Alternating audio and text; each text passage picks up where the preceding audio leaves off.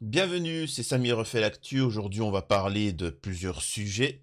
Déjà, le président du Sénégal, enfin, il y a un nouveau président sénégalais et il s'exprime, il a un message à la France qui vaut le coup d'être écouté. Parce que, ne vous en déplaise, ça aura un impact dans vos vies. Hein.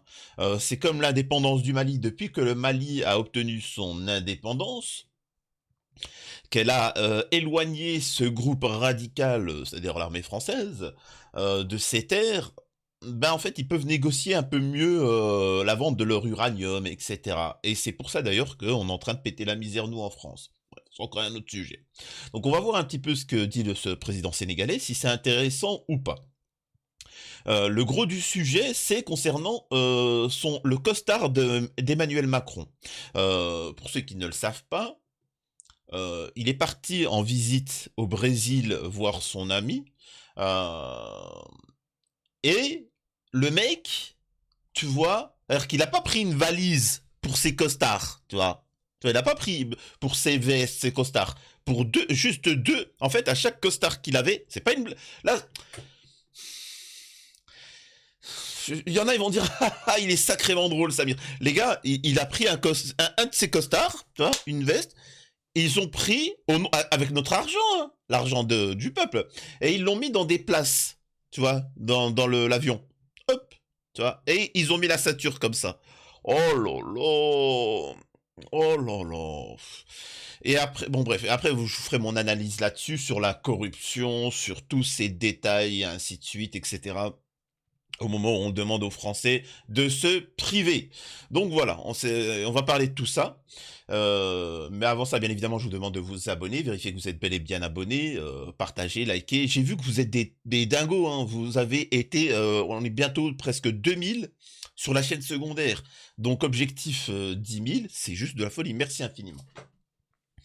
On va démarrer. Juste, j'aimerais vous dire que ma précédente vidéo était sur l'imam Majoubi. Euh, Sachez que il faut faire attention.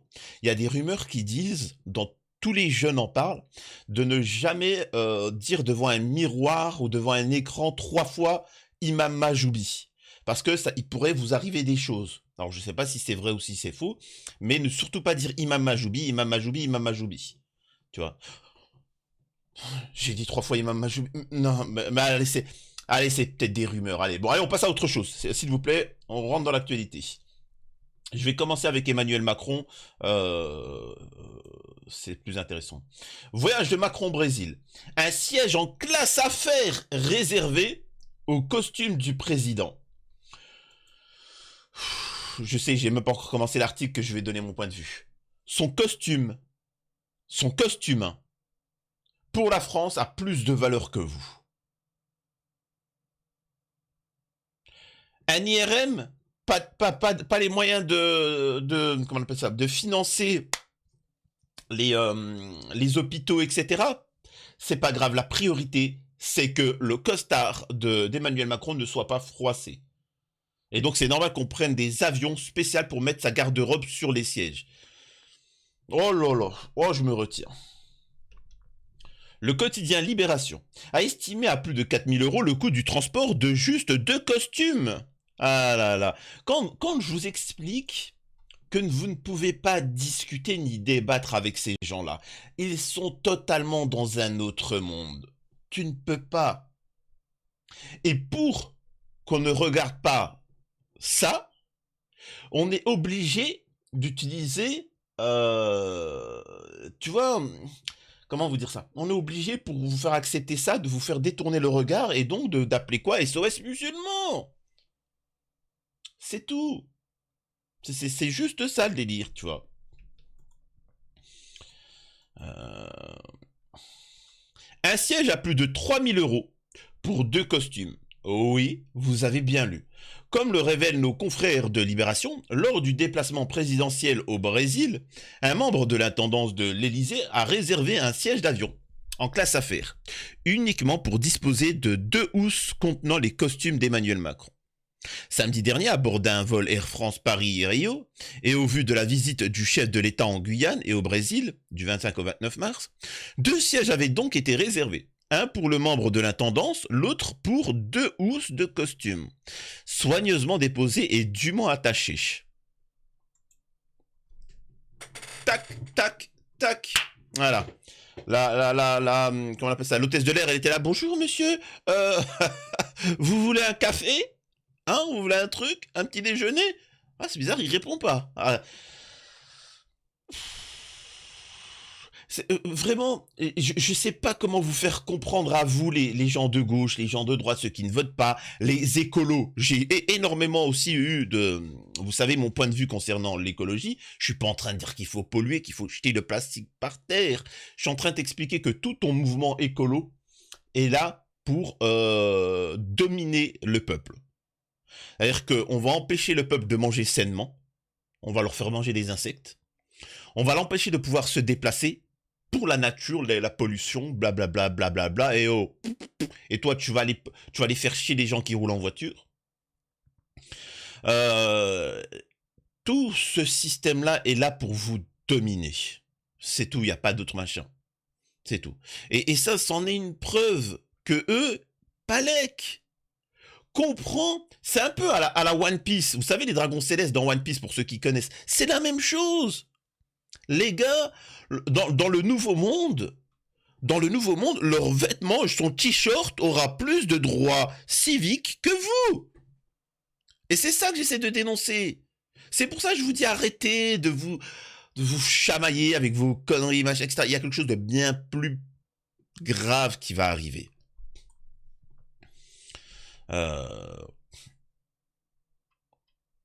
Alors, une hôtesse qui lui a proposé de ranger ses housses dans un placard réservé à cet effet, l'intéressé répond par la négative. Ville... Ville gueuse, ville manant, espèce de prolétaire. Tu sais, c'est le costard de cri, hein? Manque pas de respect.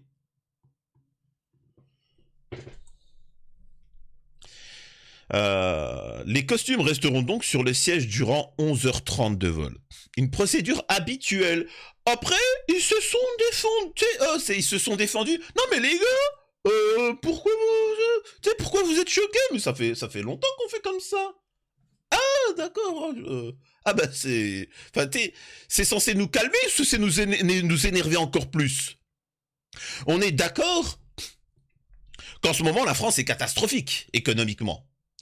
Et pourtant, ils se sont augmentés de 2000 euros les députés, les je sais pas quoi. Ils se sont augmentés, ouais ou non?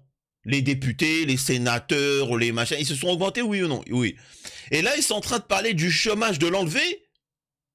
Mais ils ont raison. Vous savez pourquoi? Parce qu'ils ont suffi. Il a suffi que Gabriel Attal ils dise, ouais, il y en a beaucoup. Voilà, voilà le Coran l'a cité, vraiment, ils vont au bled, ils profitent du chômage, et grâce à ça, regardez, hein, vraiment, vous voulez pas qu'on arrête le chômage? Ok, bon, je vais vous montrer une vidéo. Voilà, voilà. Ah, t'inquiète pas, oui, on a, ouais. Quel pays? France, Algérie, Algérie, Maroc, oh, un petit peu Algérie, ouais. Eh, voilà le Coran, vraiment, si vous saviez, la cité, couscous merguez, vraiment, là, je suis à Alger, et vraiment, regardez, j'ai une villa, 5 étages avec piscine, et 2000 mètres de carré de terrain, et j'ai 4 femmes, et je vis grâce au chômage. Voilà, la cité, ça fait 30 ans que je vis grâce au chômage, alors que je n'ai jamais été en France. Voilà la cité, si vous saviez vraiment, vous arrêteriez le chômage et le RSA. Mais excusez-moi, mais au pire, mais de toute façon, c'est impossible de toucher 30 ans le chômage. Il faut avoir travaillé pour toucher le chômage. Voilà la cité, vraiment attention, chien de mécréant.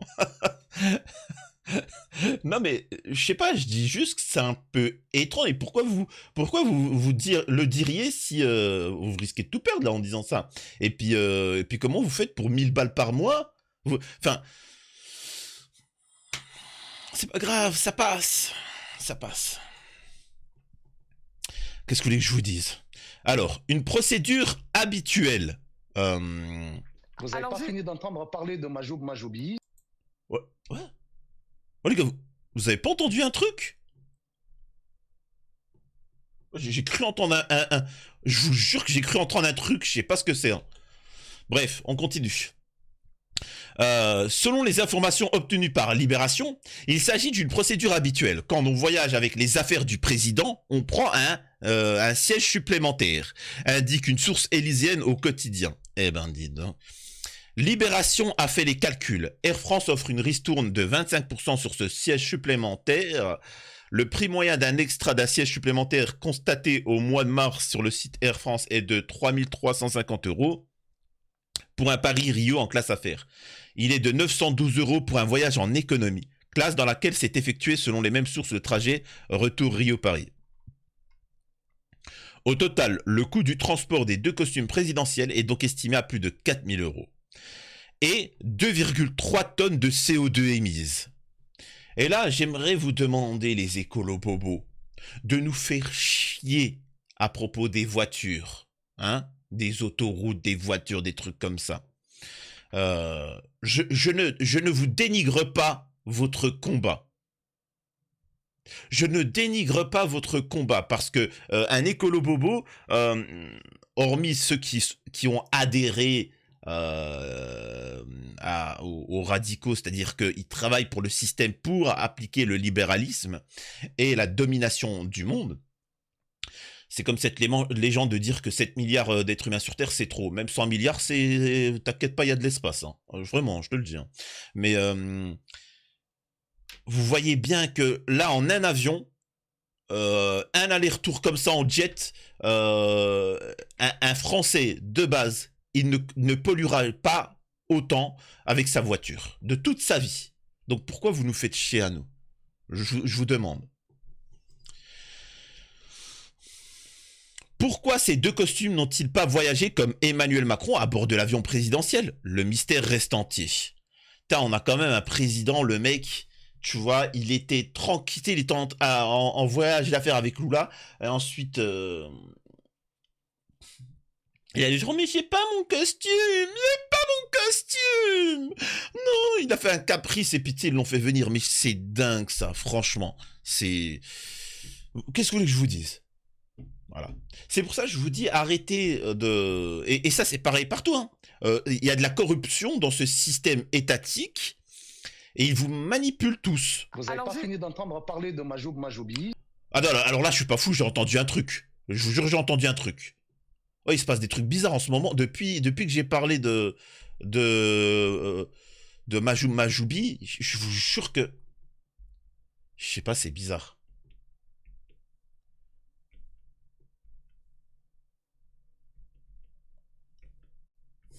Non mais les gars, vous pouvez me dire en commentaire si vous aussi vous entendez des trucs bizarres.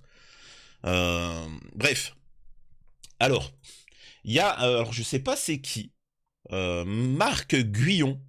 Marc Guyon qui va dire quelque chose de très intéressant, qui va partager quelque chose de très intéressant. Écoutez. Merci Madame la Présidente, Monsieur le Ministre, chers collègues. Écoutez, je n'avais pas prévu de faire cette intervention sur ce thème, mais comme le président Marlex a eu l'élégance de souligner mon début de carrière chez le Général Electric, je vais faire le lien avec le texte que nous avons aujourd'hui. Je remercie d'ailleurs dans son inélégance d'avoir confirmé ce que j'ai toujours dit, à savoir que le démantèlement d'Alstom a effectivement commencé quand je me retrouvais chez le Général Electric avant 2012 et pas après.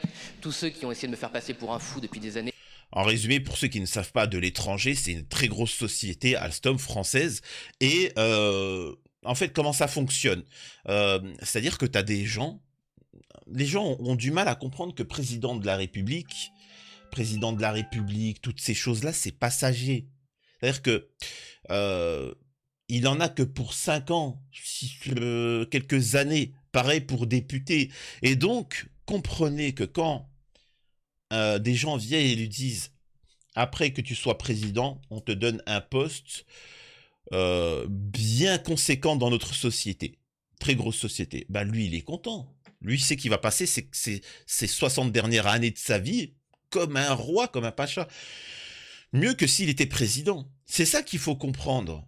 Et donc lui, le fait qu'il soit président, c'est comme Marlène Schiappa. Marlène Schiappa, elle a été ministre. Elle a fait quoi? Elle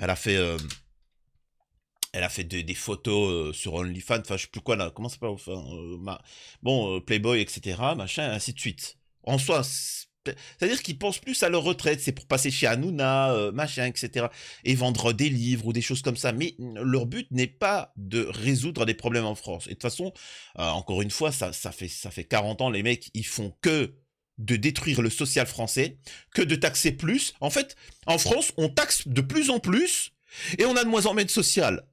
Je suis désolé, le modèle américain, c'est moins de social et plus d'indépendance, et t'as tout ton argent, c'est à toi de gérer. En France, on cotise, mais on a rien. Bah, bon, c'est bon, faut qu'on arrête de se faire cotiser. Je veux bien, moi je vous l'ai toujours dit, je suis bien pour qu'on arrête le chômage, le RSA, les médicaments gratuits, etc. Mais bah derrière, on a tout notre argent, on ne taxe plus. Il n'y a plus de TVA, il n'y a plus de machin, il n'y a plus de salaire brut, il n'y a plus de trucs, tu vois. Bref. En disant que ça avait commencé après mon départ, en auront pour leur argent. Dans les cabinets ministériels, vous pouvez être reçu par le cabinet de M. Montebourg, amener des documents au cabinet de M. Montebourg, et ces documents disparaissent dans les couloirs de Bercy, et la personne qui vous a reçu devient quelques années après un banquier d'affaires dans une banque américaine, sans que cela ne pose de problème à personne, sans que des problèmes... Là, il explique que quand on veut chercher, enquêter, de prendre des documents, hop, tout a disparu. Oh, il y a eu un feu. Tu vois, alors, en France, il faut savoir qu'en France, les feux, c'est particulier, tu vois. Alors que ça brûle, mais tu vois, juste ce livre-là, tu vois. Il y a juste ça qui brûle. Le reste, c'était le truc qui pouvait me causer des problèmes financiers parce que ça montrait mon lien avec Alstom, etc. Donc... problème déontologique soit posé à personne. Et quelques années après, quand vous pouvez demander aux personnes en charge de la déontologie pourquoi ils ont accepté que cette personne qui était en charge de la défense d'Alstom soit nommée dans une banque américaine qui a gagné de l'argent sur le démantèlement d'Alstom, on vous dit que tout était normal, que tout ça est du passé, qu'on ne va pas quand même revenir sur le passé, qu'on ne va... Et là, il précise une chose sublime, il te dit... est-ce que c'est normal des personnes qui sont ministres, députés, machin, etc., qui vendent Alstom? Alors, je vous dis comment ça fonctionne.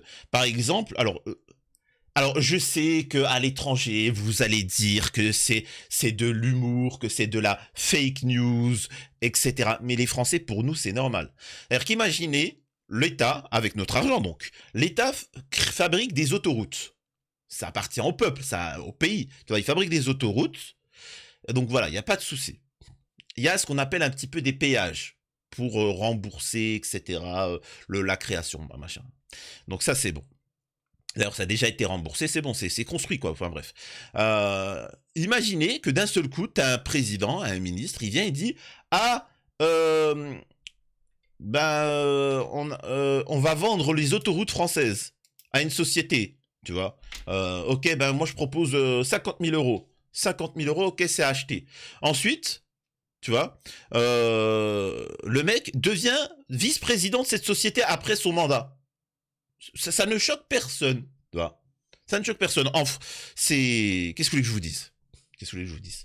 Et après, t'as les enquêteurs qui, eux, non, c'est normal. Oh, allez, les gars, on va pas juger le passé. Pourquoi, abruti, tu veux juger le futur?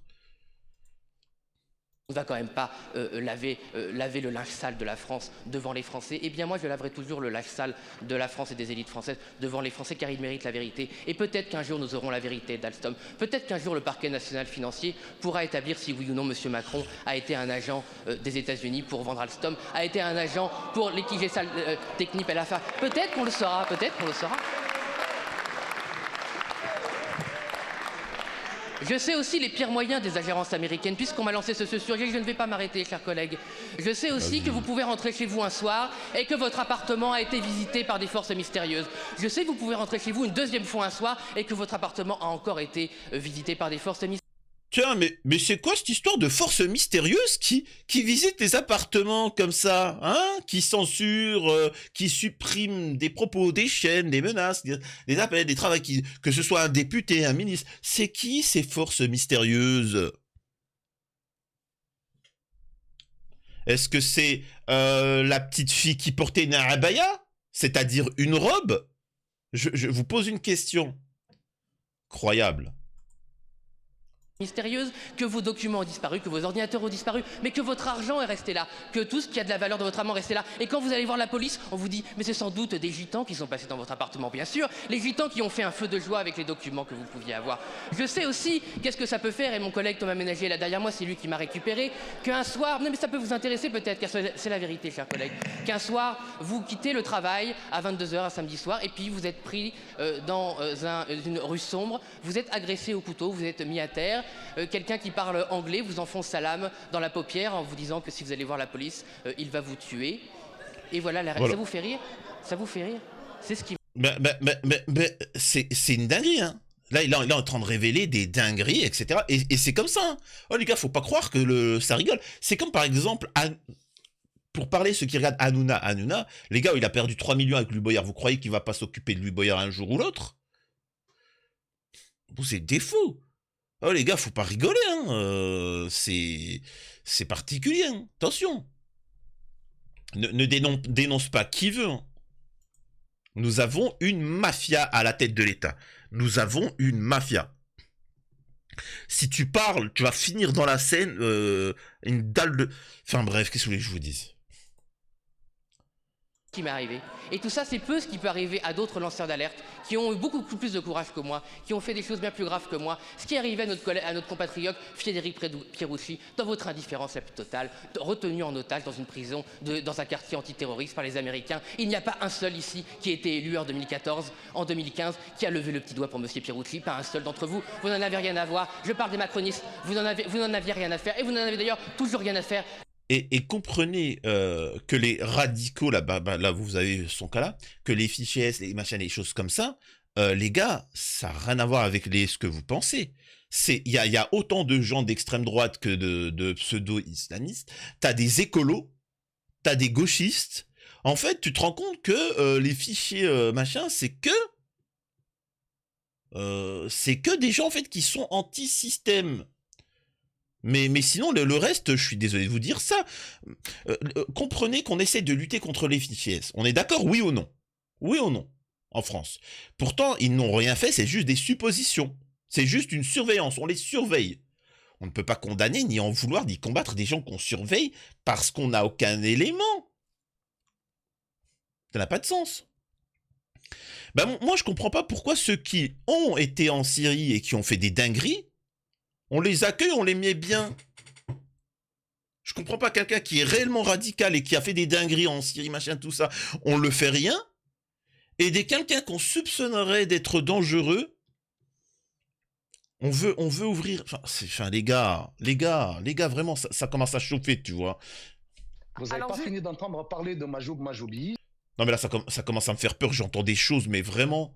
Je vous jure que j'entends des choses depuis un certain moment. C'est un truc de malade. Je sais pas ce qui se passe.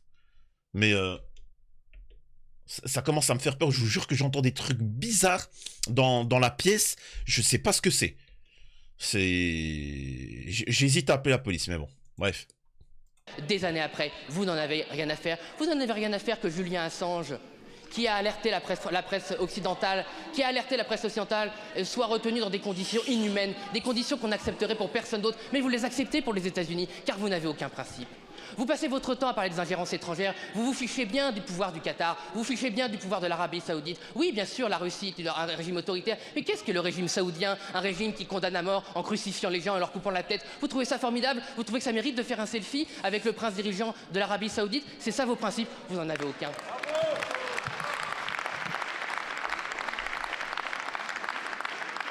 Il vous a fallu 7 ans pour découvrir qu'il y avait un problème d'ingérence en France, à ça, pour faire le tour des médias, pour faire peur aux Français aux élections, pour dénoncer les oppositions, ça y a du monde. Mais 7 années pour faire une petite loi, que tous vos mensonges, vos montagnes de mensonges, accouchent de cette souris ridicule qui ne servira à rien. Vous avez demandé aux espions et à ceux qui veulent faire des méfaits en France de s'inscrire sur un registre. Mais bien sûr, les espions, les agents chinois, russes, saoudiens, qataris vont s'inscrire sur votre registre, vont vous prévenir qu'ils vont détourner l'intérêt des Français et ils vont peut-être vous demander l'autorisation.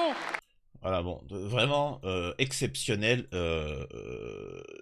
Qu'est-ce que vous voulez que je vous dise? Qu'est-ce que vous voulez que je vous dise par rapport à la situation en France, mis à part on est dans la corruption totale.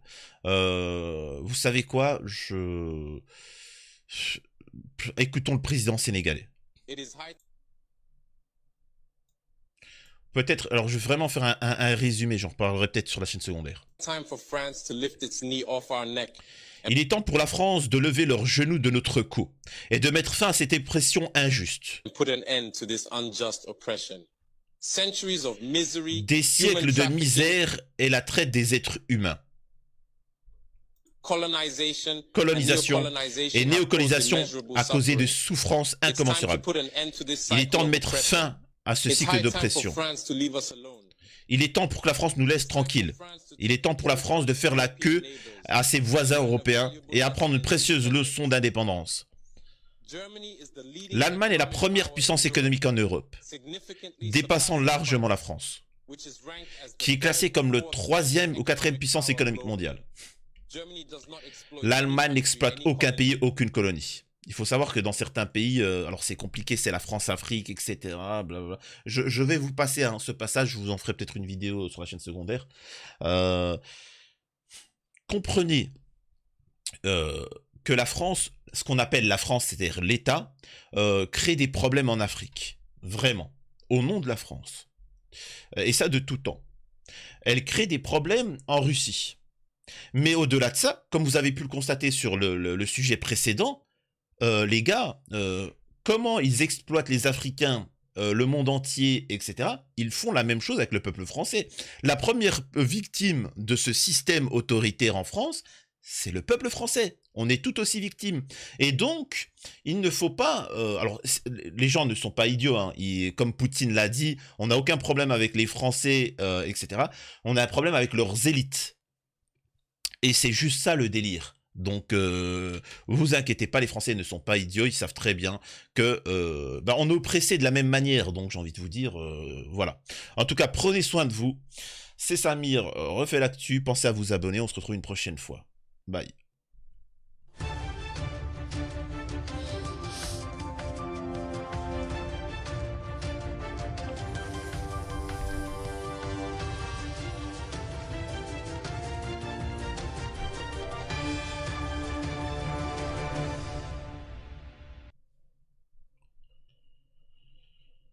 Alors franchement, j'aimerais quand même vous dire un truc. Vous avez fini d'entendre parler de Majoub Majoubi.